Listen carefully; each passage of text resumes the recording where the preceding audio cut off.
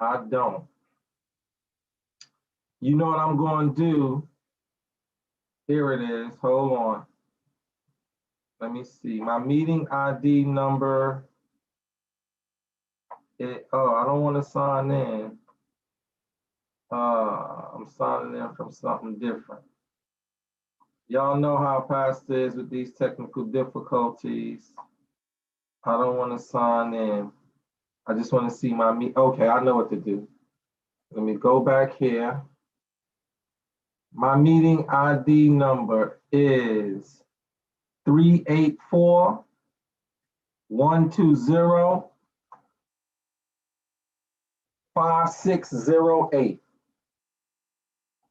And the password is able to.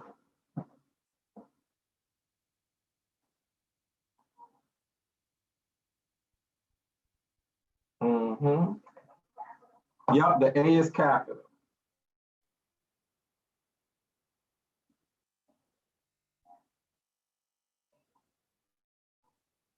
No, ABLE, the number 2.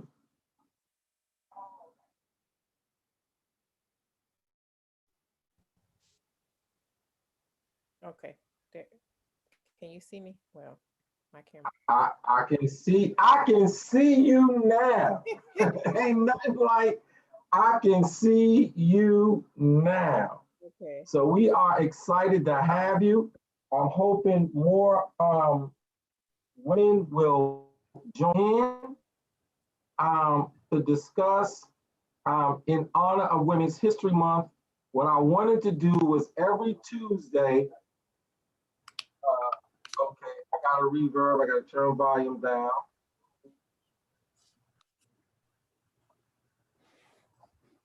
So what I wanted to do was every Tuesday, in honor of Women's History Month, highlight a current African-American woman that was out there tearing it up. I meant to have 2 authors the first part of the month, and then 2 financial experts the second part of the month, but it worked out even better this way, God's way. So we have you here now. I'm going to turn the camera around for some people so that they will be able to view you. Those who are watching and those who have joined, they'll be able to view you. And so what we are trying to do is to help African American women and promote African American women. And so let me tell you where this vision came from to do the financial piece. Pastors, ever since I've been in ministry and been a little boy for it, has spent so much time trying to get money out of women's pockets to build churches. And I just wanted to burst the trend and see what I can do to put money into women's pockets, to give them, help them get financially secure, financially stable, financial liberation. So that's why I called it the African American woman and financial freedom.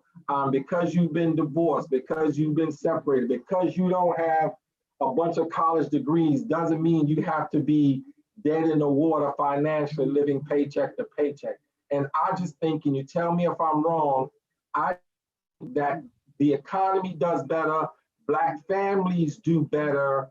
For all the grief we give women about spending, we don't give them enough credit about earning.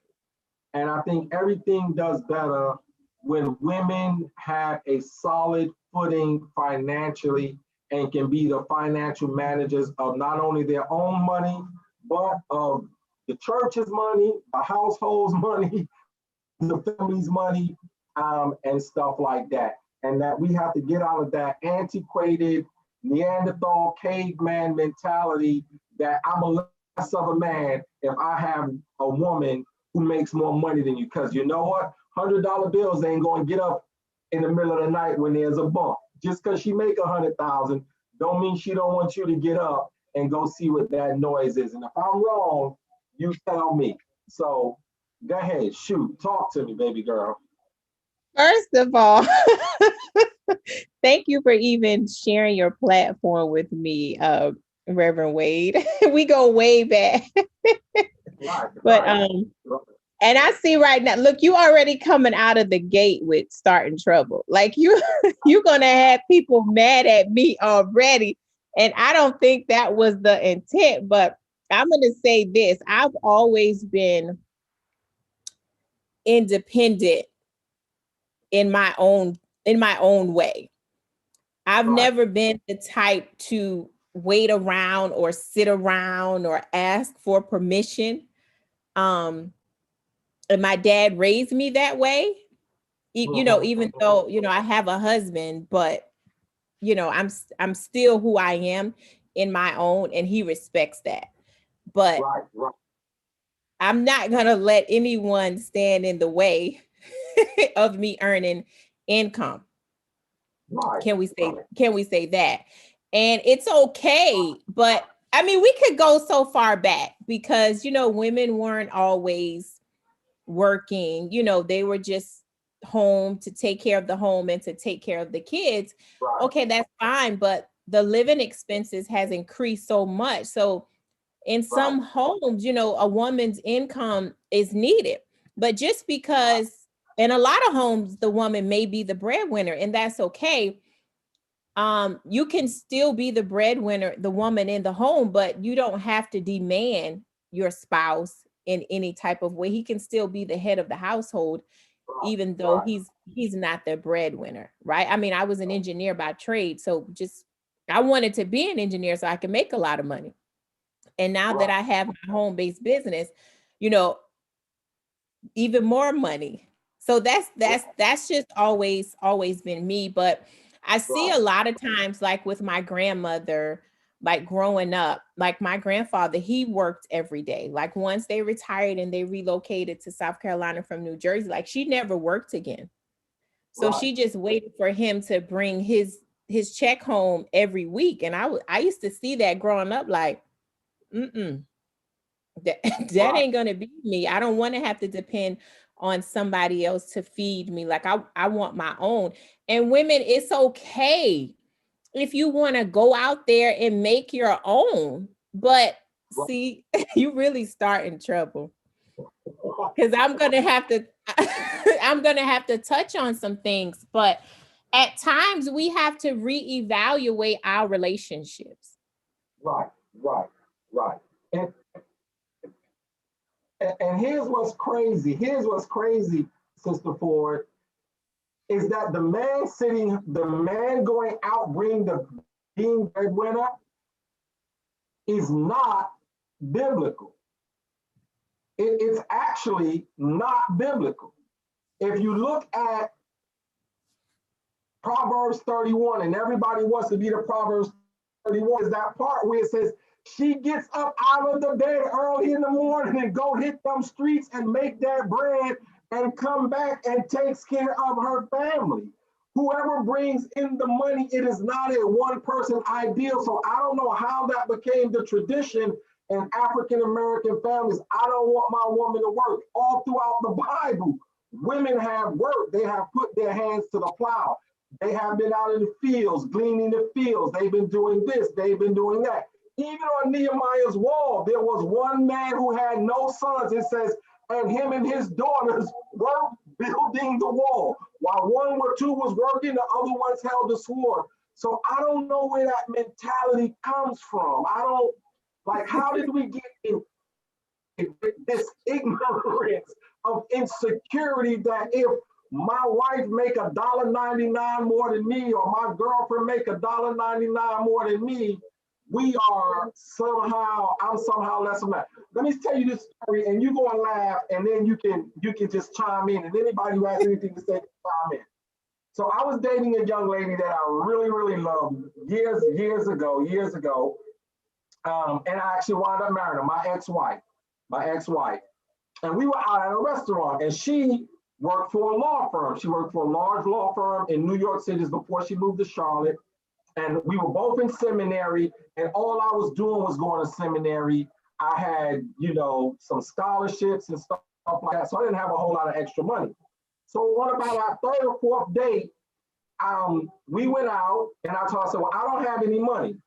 And so she took $100 and slipped it under the table. I was like, what is this for? She said, cause I don't want you to be embarrassed by me paying. I said, girl, you better put that $100 up on that table. You think that make me feel bad that you got the money and you paying for this meal? I don't care nothing about that.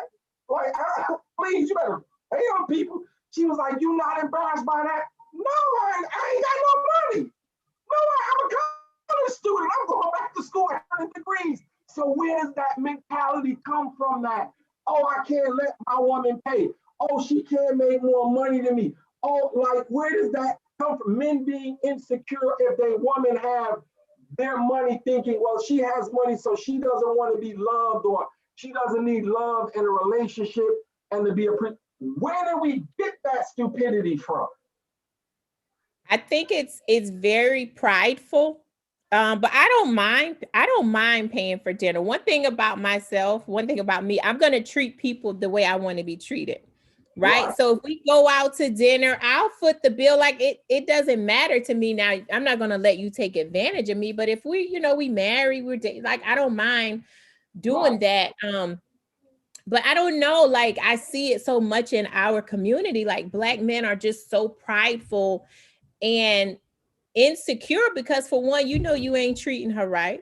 That's why you insecure. She only one phone call away from leaving from leaving you. That's why. But if you're secure in your own, and you know what you're doing, and you making sure when your woman leave the house, she taken care of, right? You telling her she look good, she smell good, you doing what you need to do.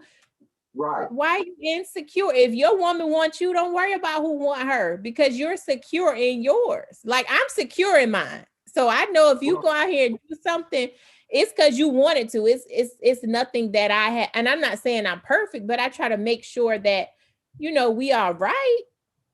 Right. But I'm not insecure at all. Like, you're going to do what you're going to do. The only thing going to stop a man from doing something is he don't want to do it. Right.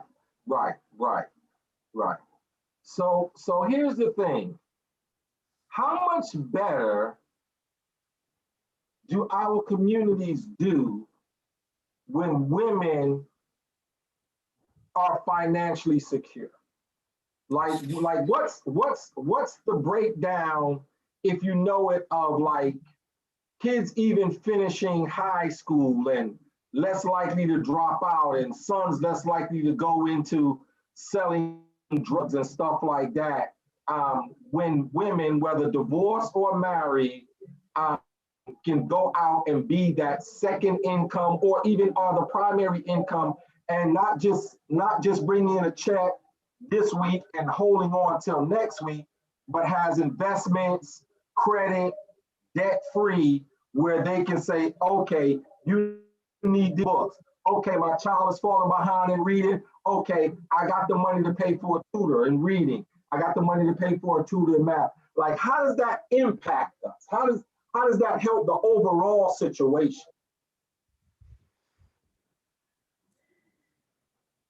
I got to take a deep breath on that. I mean, I'm not how do I want to say this? I'm not like a psychology expert or, anything like that. Let me just make that non-disclosure. The things that we talk about, of course, are, things from reading and doing research. And then, my personal experiences. But I mean, women, especially African American, we are on the rise. Like, we are not a force to be reckoned with. I mean, we've always been the larger number as far as secondary education. Like, more Black women have college degrees than Black men. As far as making six figures, like, women are, we are like in investments now. We are into stocks. We are, of course, doctors and attorneys and engineers and all those things, but even as entrepreneurs, we are on the rise. More than ever before. The number, I'm not sure of the exact number, but it's astronomical. Right.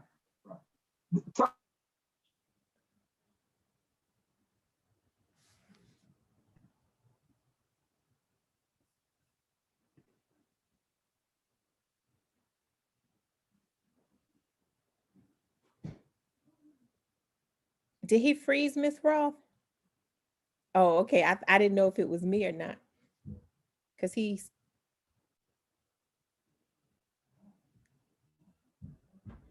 probably because he's starting trouble.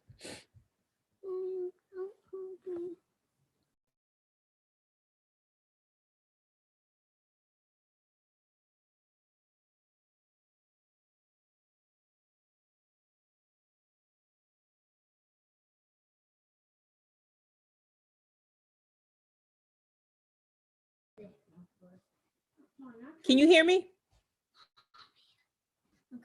I can't hear you though. You're muted. Mommy, I'm doing this one first. You can do that first and then that.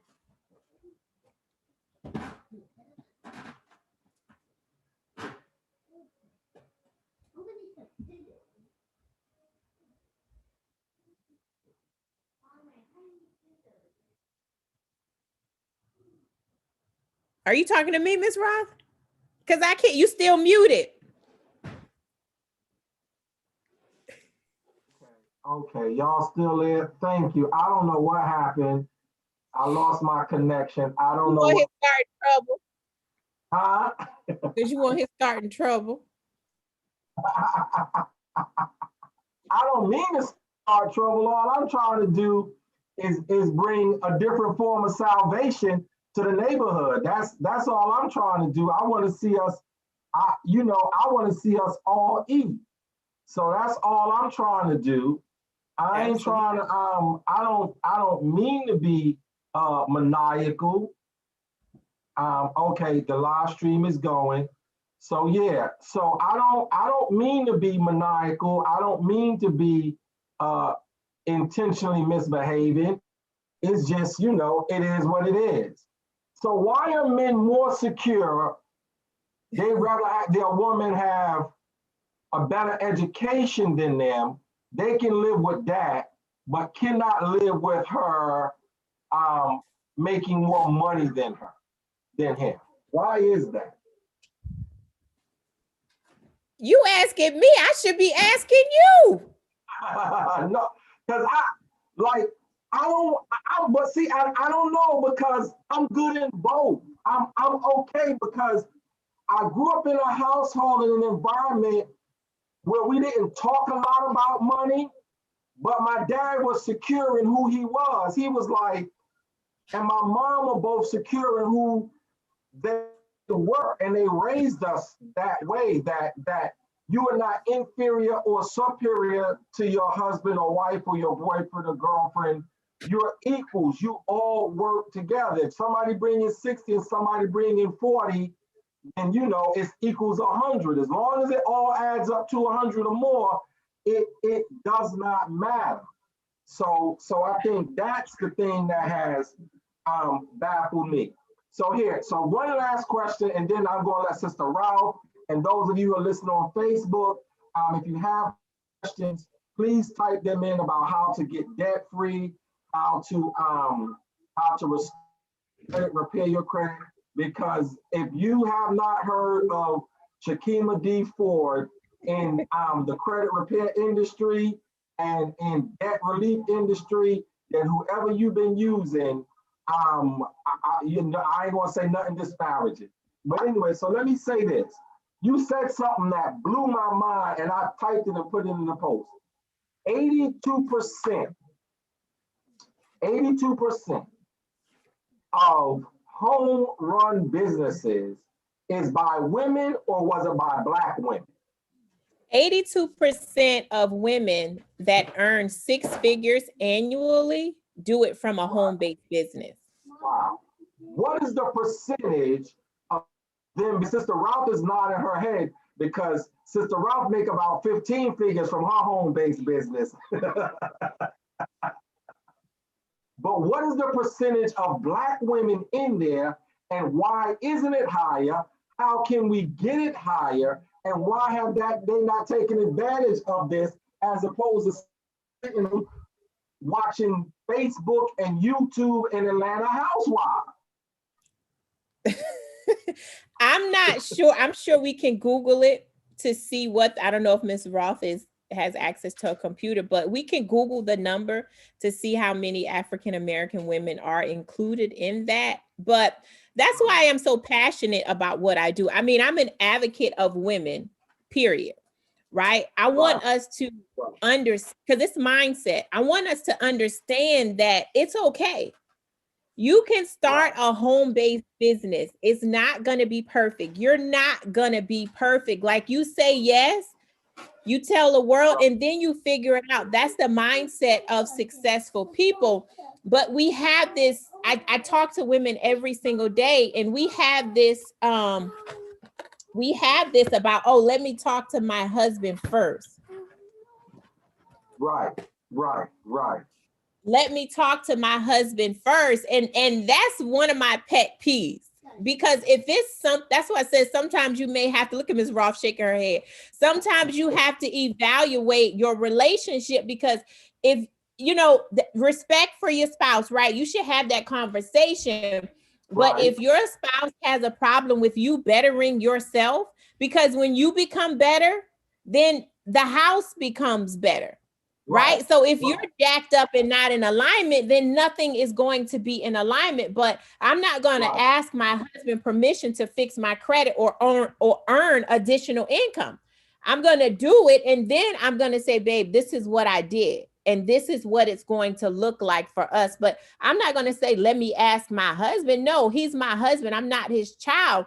So that's why I'm so passionate when I'm talking to women, because at any given Sunday, people are flaky, right? And although I love my husband, but at the end of the day, Skakima needs to make sure that she can take care of Skakima and those boys. And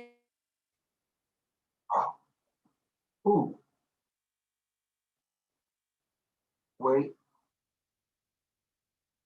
Wait, I'm sorry. I accidentally. I got it. Yeah. Okay, cool. And I was saying that's not to no, that's okay. That's not to discredit him. Right. To make sure at the end of the day that I can take care of me and my kids. And that's how my dad raised me, like that. Like, I don't care how much you love whoever, you need to make sure at the end of the day. And the same thing go for him. That's right. I'm telling women all the time, like, I understand you want to talk to your husband, right? But if your husband is going to have a problem because you're doing something to better you, to better the household, to better your future, and he has a problem with that, then what you need to do is start reassessing your relationship. Right. So a lot of times husbands don't want their wives around me because we have a voice, like, and you have to use your voice. Like, we get one shot at this thing called life. Right. And I've heard so many times when people, our elders get older and they're in their 50s and 60s, like, don't make the same mistakes I made. I want you to go out here and live your life. If I could have did this, I wouldn't have done that. I wouldn't have stayed with your grandfather this long or your uncle this long. And now you miserable, you full of regret, because now you sitting on the porch swinging in the rocking chair. And now you realizing that, you know what, I got way more time behind me than I do ahead of me. And I do in front of me. Right. So if it's something you want to do, ladies, go for it. If it's bettering your future, your family, your house, go for it. And you figure it out later. But we messed up. We are jacked up. We wrecked up from the neck up. And I think that what we have to do is find a way to be comfortable in our own skin, be comfortable in who we are with the person who we're with.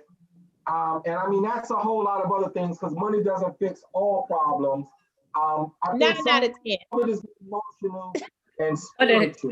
But it puts you in a better position, don't it? Right. It makes 9 out of 10. And look, and Reverend, I'm going to say this. One of my mentors told me, he said, Skakima, if you can write a check for your problem, it's not a problem. So those are the types of problems that I want to have. And we have to normalize talking about money. I don't care what nobody says. Money is not everything, but it's right up there with oxygen. When you go to the grocery store, you need money. When you turn on them lights in your house, you need money. When you crank up that car, you need money. And another thing is, I'm going to touch on, I'm sorry, Ms. Roth. because Okay, go on, talk. we are, we also have been told that we can't have both. When they say, Right. oh, you got to make sacrifices, you can't have steak and chicken, you got to pick or choose. And Right. you have an earning problem. It means you need to earn more money.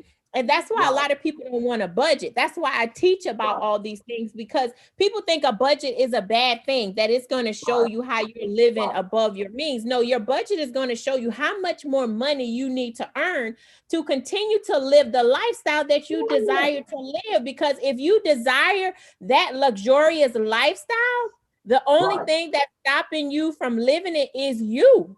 Like when my eyes close, they're going to say that girl lived her life.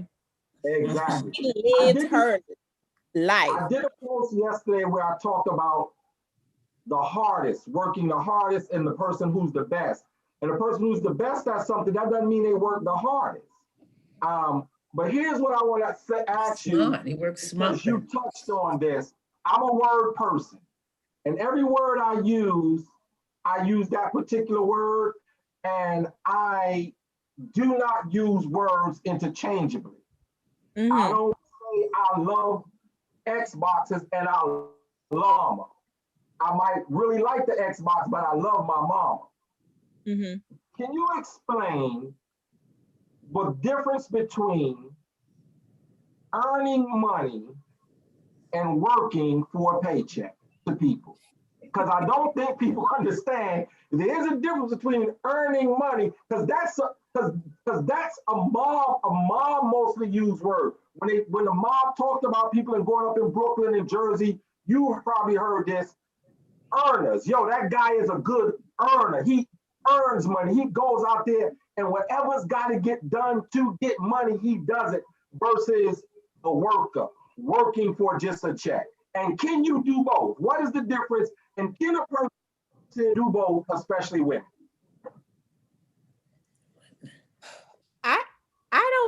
I'm not going to say that there's a big difference between earning and working, because you have to work and you are paid for your work. So those are your earnings. It's a matter of working harder versus working smarter. There we go. So when you're working, and look, I'm going to say this because it's near and dear to my heart. My dad he'll be 61 this year. He still works. He's the hardest working man I know. But had we would have known what we know now, I would have made sure he was the smartest working man I know, meaning whether or not you go to work, your money is still going to work for you. That's when you start talking about real estate. That's when you start talking about stocks. That's one of the reasons I became an entrepreneur, because I'm like, I can't see myself working 50, 60 years and then retiring, because I've been brainwashed, right? Thinking that it takes time to retire, until I started getting mentors who were retiring at 28 and 30. Making millions of dollars. And I'm like, that's the route that I want to take. So another thing you brought up, I mean, a good point to touch on is that you have to get a mentor. If you want to be successful and you want to get there fast, you got to get a mentor, because they're going to show you the way, because every mistake that you could have made, they've already made it. So why would you make the same mistake twice? But it's a big difference between working smarter and working hard. I used to work hard as an engineer in the world of aerospace, 18, 19, 20-hour days. And it got me nowhere. Sometimes I still didn't have $500. Right. But I was working hard. I wasn't working smart. Right. Nobody's typed in a question yet. Hey, sister. Hey, Reverend Hook. Hello, Sister Williams and Sister Brown. Sister Ralph, do you have a question? You're with us here on Zoom. Do you have a question you'd like to ask? I do like what she said about, and I do agree with her, because I'm an entrepreneur too. I'm Mary Kay. I'm into the Mary Kay business, the Mary Kay world. And I know that many times I talk to potential teammates, and they'll say they have to talk with their husband. I said, why do you have to talk to him? I mean, what are you talking to him for? And he makes all the decisions, whatever. And even one young lady, she wasn't married, she was engaged, they were getting married, and she had to talk to her fiance. And I said, no, I don't know if I really wanted her on my team, because she's going to be asking him for okay and things that she does. And I really didn't have time for that. You know what I mean? Mhm. A woman of your word, a person of your word, and you do what you want to do. Your word is bond, as they say, your word is your word. And why do you have to go to some other person to get an okay? Right. But you know, Miss Your Ruff, mind made up. Oh, go ahead. I'm sorry. If you have your mind made up and you have that commitment, that's what you do. Right. Right. Guys, But you know what we need to talk about too, though, is when they do say that, because like I said, I get that a lot every day too. Mm-hmm. If you don't have the money, you know, just say that you don't have the money. Right, absolutely. And then if you don't have the money, then it's a bigger problem, right? Because how long? Maybe we can work something out. Exactly. How long have you guys been living this way? Mm-hmm. And going through the struggle, thinking that's the way it's supposed to be. That's everyday life. So it's mindset, because one, like I said, we've been brainwashed. So now we have to rewash our brain and become brainwashed again, knowing that you can have a better life. Just because you've seen your parents struggle doesn't mean that you have to struggle. And that's the right thing to do. Like some people say, well, I seen my mom do it. Yeah, I seen my mom too. That ought to make you not want to do it. Right. I do not want to do no. So that's these are conversations that we have to have in our house. We have to talk about money. We have to start talking about money at early ages, because your kids are like sponges.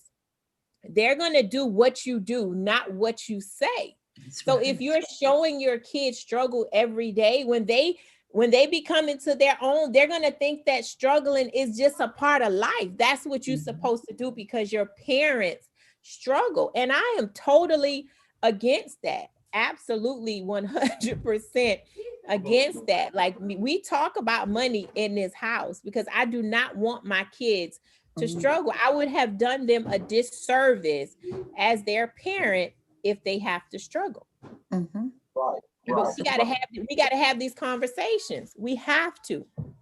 And you start them off with their bank, with their checking and savings accounts at an early age. I know I did that with my son, and I told him, about doing this. It kind of shocked him when he first worked. When he was in college, he was a student aide. But when he really went into the real world of working, he was just shocked because they took so much taxes out and so forth. I took him to the real world. There you go, real work, baby. And he did. I'm so proud. Yes, adulting is overrated. Trust me. It is. I always say, the most hurtful thing my parents said to me, I didn't realize it hurtful then. It hurts now. Wait till you get grown. Oh my gosh! Now I realize they were cursing me. Wait till you get grown. Woo! Listen, but we have to do it each and every day. So Skakima, let me ask you this. And I'm surprised that I don't have more women and more people watching because we are terrible with money. I can be terrible with money. I have champagne visions and beer bottle nightmares. Champagne dreams and beer bottle nightmares. But God is bringing it all together. It is all coming together and stuff like that. I have some personal property and real estate that I'm getting ready to sell in the family and develop stuff. But let me ask you this. Why do we not team build and invest? So let's say 10 people get that $1,400 stimulus check and they put it together. And start a LLC. That's $10,400 that the government gave you that you can get credit on and buy a building, get a torn down shopping center, and then open up a line of credit and bam, start a business. Why are we not better at that? Because they're catching up on their past bills. That's due. 1,400 is not a lot. Yeah. They're catching up on bill, rent and all that too. Right. But if 10 people put 1,400 together. But they don't have it. What if they don't have it? Right. We have to understand those persons who are behind. I'm just saying, let's just say you have 8 or 10 friends who are doing pretty well. Mm-hmm. And that's different. You know, all of the bills are paid, this and that. They got their check, all of the bills are paid, they're current, and all 10 of them go to the mailbox on money and say, okay, I have $1,400. As opposed to going to the strip club to make it rain, as opposed to saying, I'm going to go get them Jimmy Choos now, or I'm going to go to the outlet mall. Why don't those 9 to 10 friends say, you know what? Come on, let's start a small LLC and invest in something. Let's play the market. Let's do something. Or even as individuals, because it was money. And I guess even for people who were behind on bills, because my thinking is this. The $1,400 came out of no place. I'm behind on some bills. Yes, I don't want to be behind on bills. But if I invest the $1,400, someplace down the line, I can catch up and be ahead on bills. And if you're already ahead or caught up on bills, then why say, you know what? I'm going to treat this money like I never got it. Let me put it in the CD. Let me put it in the Bitcoin, or let me invest in some of the things you invest in and just, walk away from it and come back to it in a year or 6 months. Because listen, you waited 6 months for them to pass the stimulus check thing anyway. Mm-hmm. So why not now take it and put it in the bank or invest in something and wait another 6 months for it to double or triple or whatever? Why are we bad at investing? I think it's our mindset. Oh, we said it together. Yeah, I think it's mindset. It's got to like she said, you got to rewind. You're thinking, you're emotional. Right. And How are you? Sister Sanders Brown, do you have any, she says true, do you have any questions you want to type in? And I can ask Sister Ralph or our special guest, Sister Skakima Ford, who is a debt relief expert and a whiz of credit repair superstar. This is what she does, as well as other stuff. All right, does anybody else have any questions? All right, Sister Ralph, we're gonna let you make your last statement, and then we're gonna give the floor to Sister Ford and let her make her last statement, because she took time out of her schedule to spend with us. Listen, somebody told me when a rich person gives you down for free, take it. All right. I'm listening to Miss Ford. And a materially rich person, but mentally, emotionally, spiritually, intellectually rich. Me and Sister Ford go back a long way. She is rich. I know that she has a wealth of knowledge, information, a wealth of care, a wealth of love to give to the community. She is just rich and wealthy.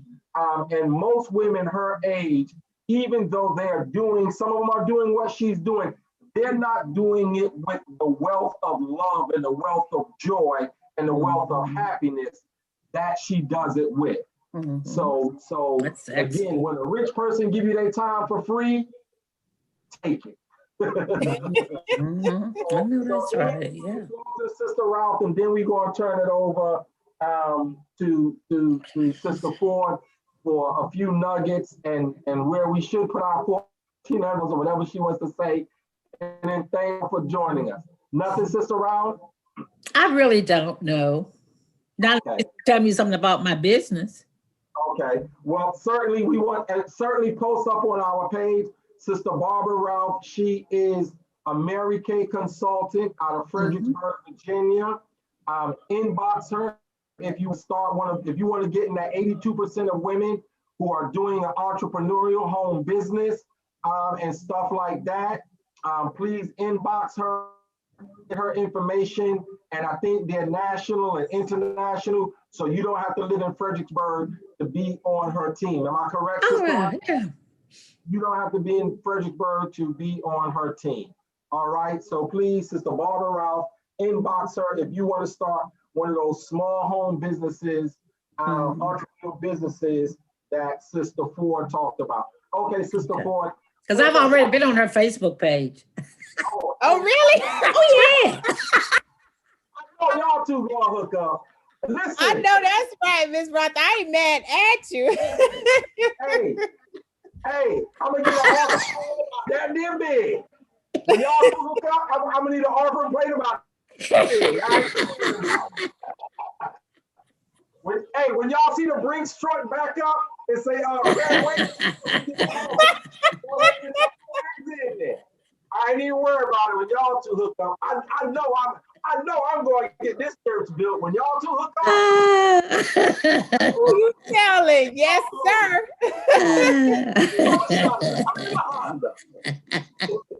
Yeah, you have two darling sons. Oh, thank you. Oh yeah, them boys is her heart. Them boys is I know they are. I know they are. Oh, I know they are. Yes, sir. Mm-hmm. Yes, indeed. That's our baby. Those are babies. That's it. Okay, Sister Ford, take us out. Oh my goodness, take us out. Where you want me to start at? Wherever you want. The importance of financial freedom for African American women. Oh my God. Financial freedom is the new self-care. I'm telling you, because I've been in debt before, so I can speak on it. It just feels like a dark cloud over your head, and you're just spinning your wheels, like a hamster in a hamster wheel. You're just spinning your wheels, not knowing where to go, who to trust, because first of all, we're prideful too. We don't want people to know our personal business. So like I said, I'm an advocate for women, for people, period, but you don't have to live like that. Like I lived like that for years, thinking that I was going to be an engineer for the rest of my life. Like I was just going to leave this world being an being an engineer, until my now mentor, who I found on social media, extended an opportunity to me and showed me what financial freedom looks like. Now, in order to be financially free and have time freedom, you got to have money, right? You can't have time freedom without money. But he showed me that. And he also showed me that what I was doing in a year, I could do that in a month. So I was like, so less stress. I don't have to be away from my home 20 hours. I don't have to have headaches, chest pains, because sometimes it could be that stressful. I was like, oh my God. So I can't say enough about my journey. And I know you go through things not to, endure just to endure, but for you to use your story as a testimony. And I always tell people your story is the most powerful thing you could ever possess besides your education, but your story, because facts tell, stories sell. Right. So just being relatable and showing people that you're vulnerable, you're approachable, because some people, they get money and they like, yeah, but where does money come from? Money comes from people, and God has a way. He will humble you. All right now. He will humble you. Yes, he will humble you. So I'm here. I'm in the streets. I'm very passionate about what I do. Like I said, I babysat bad credit for years. I lived, paycheck to paycheck for years. And now that I don't have to do that anymore, it's a feeling that I want everyone to experience, because once you get a taste of that, you'll never go back. You'll never go back. And I just stepped out on just a little bit of faith. All it takes a mustard seed now. That's it. And that was all I had, but it had to be uncomfortable for me to do it. Okay, see, now I'm about to start really testifying. It had to be uncomfortable for me to do it, because I knew that I wanted to do something else. And I knew that you know, it was something else out there besides getting up 4 and 5 in the morning, going to work all day, being miserable. Although, you know, throughout my career, you know, it was good, but it got to the point where, you know, that last employment, it was just so stressful. It became toxic. And that was God making me uncomfortable, because I would pray to him every day. I would listen to motivational speakers like Les Brown and Grant Cardone talking about entrepreneurship. And I would pray like, God, just please, you know, this is what I want to do. I don't want to work for somebody. Like, this is what I want to do. But it didn't come in a big, pretty box with a shining bow. Right? It came in just turmoil. Yeah. And it wasn't the way that I thought God should have gave it to me. So when it came, I was like, I don't think this would God. He wouldn't do that. But if everything would have kept being perfect, I would have never moved. So he had to put my back against the wall. He had to make me uncomfortable. He had to show me how strong I was. Right. And in those moments was when I became the closest to God that I have ever been, because I needed him more than ever. I was like, God, I don't know what's going on. I don't know what you're doing. I have no clue what to do. Everything is dark. It's no light at the end of the tunnel. And of course you start having regret, right? You start saying, God, are you sure? You sure, God? And you start doubting, and you start retracting, like, maybe I should have did this, because it was financially, it was tight, because I left a very good 6-figure salary because I had to choose my health, right? And it was just times, and I'm being very transparent, that I would just cry, because I'm like, God, I'm used to living a certain lifestyle. How am I going to continue to live this lifestyle and be able to show my kids a good life? Like, how am I going to be able to do that? And God was like, are you really asking me that? Do you not know who I am? All right now. Do you not know whose child you are? Who you are. After That's right. all the things that I've brought you through, and now things get a little tight and you uncomfortable because you can't be in control like you so-called think you've been all these years. So now you have to totally surrender to me because you don't see the light. Now you questioning my grace. Now you questioning my mercy. You questioning who I am. He said, are you seriously questioning me right now? And he showed me, I said, you know what? My God don't play.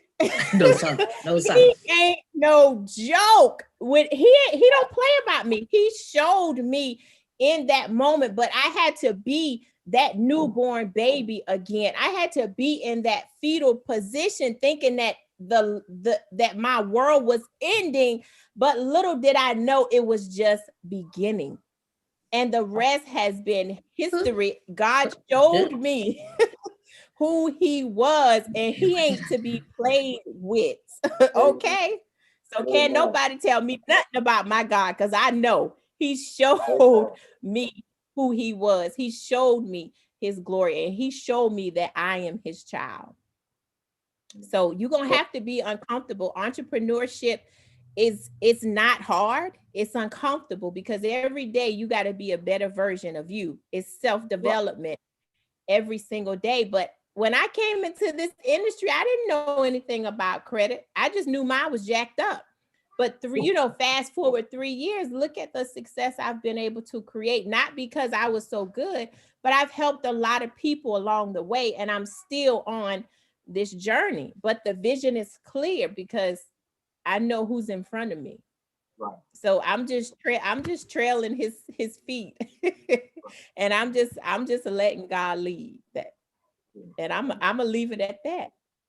Thank you, Sister Ford. Thank you, Sister Raw. In honor of Women's History Month and throughout, whenever you all are posting about your business, tag me in it. Whenever you all are posting about your business, please feel free to tag me in it, send it to my page, post on a friend's page. go ahead and do that, because we want to certainly support African American women and entrepreneurship, but I certainly want to support two of my two good friends, a young lady I've known for several years, a long while, and certainly one of my strongest and staunchest supporters in our ministry, Sister Rao, and certainly Sister Ford. And so we thank you all for coming on, and you know, let's look and see if maybe we can do something like this once a month or something. Oh, we need to. Going down, because I think these are the things that, here's the thing, and I said this in the beginning, and maybe that's why I don't have a lot of people today. I don't care. Pastors and preachers and even church members have been so brainwashed and so become so comfortable with the pastor trying to get stuff out of them, get money out of them, get time out of them. Hell, if I'm truthful, some women even try to get sex out of them. That is strange for them. That somebody's trying to put something seriously in them. That somebody is trying to give them more than just this good ecstatic Sunday morning feeling that you say is the Holy Ghost, but trying to instill in them intellect, insight, education, financial freedom, liberation, that it's probably scary to a lot of them. And we have to continue this conversation. And I don't want to say thank y'all for joining me. I want to say thank y'all for letting me join y'all, because you could have did this conversation without my big mouth. But yeah, I think we have to continue this conversation and this dialogue so people can get real deliverance. And I think that's what the job of church, of the pastor, of the minister, of the preacher, of the priest is supposed to be. We got Sister Fatima Wahid saying, great message, Coach Ford. So she said, great message, Coach Ford. So yes, thank you, Sister Fatima, for joining us. Thank so you. yeah, Yes, she is a big supporter. Yeah, thank you. So I want us to keep this dialogue going. We will get together. We'll do a conference call sometime over the next couple of weeks, and let's see what our schedules allow, and let's do this once a week to try to help people and get people where they need to be. But because it was Women's History Month, I wanted to focus, and I reached out to women. And then a lot of them probably was like, that pretty woman up and wait, I ain't even trying to. But once they go back and look at it, I hope they'll be like, okay, cool. So let's I hope they'll be inspired. Yeah, I hope they'll be inspired. I hope they'll be inspired and encouraged. And to see that, and especially having Sister Rao, to see it's never too early and it's never too late if you have breath in your body and the activity and the use of your limbs. That's why every day is called a present, because God is just giving you a present that you don't even deserve. And if you choose not to open it, you choose not to do anything with it, who you mad at and why, other than yourself? So I want to thank y'all for letting me join y'all. I want to thank you, wealthy women, for giving me your time for free. And if ever I can give it back to y'all, I will. And I know y'all, God is going to blow the lid off of your prospective businesses. And I'll send a Brinks truck to collect the offering. God bless y'all. I love y'all. Good night. We'll talk with you soon. Thank you. Good night. Thank you, Ms. Rao. It was a pleasure. Thank you. Thank you. Thank you. Thank you so very much. All right. We'll talk later. Facebook, we appreciate you. God bless you. Love you.